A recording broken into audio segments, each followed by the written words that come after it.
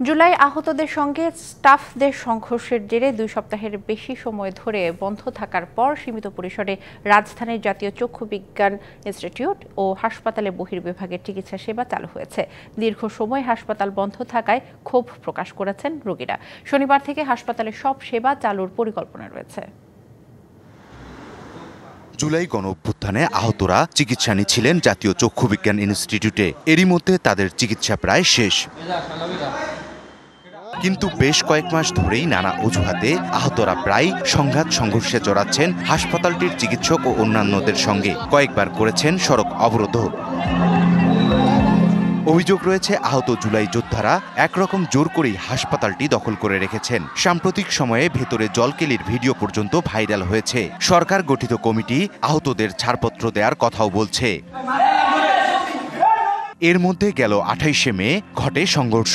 এর জেরে দেশের সবচেয়ে বড় বিশেষায়িত চক্ষু হাসপাতালটিতে সব ধরনের চিকিৎসা সেবা বন্ধ হয়ে যায়। প্রায় 2 সপ্তাহ বন্ধ থাকার পর আইনশৃঙ্খলা বাহিনীর কড়া নিরাপত্তায় জাতীয় চক্ষু বিজ্ঞান ইনস্টিটিউট ও হাসপাতালের বহির্বিভাগের চিকিৎসা সেবা চালু হয়। দীর্ঘ সময় হাসপাতাল বন্ধ থাকায় ক্ষোভ প্রকাশ করেন রোগীরা।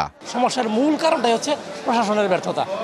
ওনারা ব্যর্থ বলেই আজকে প্রত্যেকটা জায়গায় এই অনিয়ম শৃঙ্খলাহীন অবস্থা বিরাজ করতেছে। কিছুদিন তো ছিল বন্ধ, এইভাবে লোকজন আসছে গেছে ফিরে গেছে।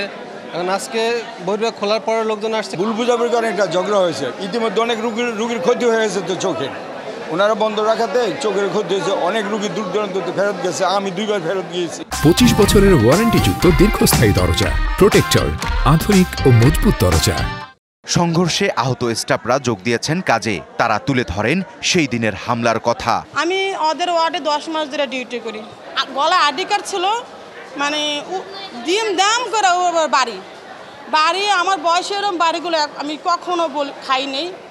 আমার বাড়িগুলো আমি প্রতিটা এই পাওয়াতে চাবা এখন যে মোটামুটি একটু সুস্থ আমি কোনো রকম দাঁড়িয়ে থাকতে পারি। মিটিংয়ে কোনো ধরনের যে আমাদের কোনো রেসপন্স করা হয়নি।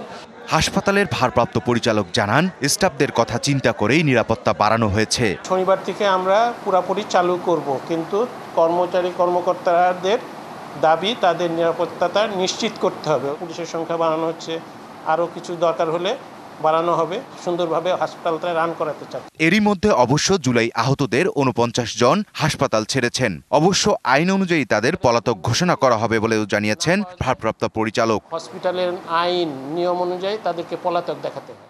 ইকবাল অনিক, ডিবিসি নিউজ, ঢাকা।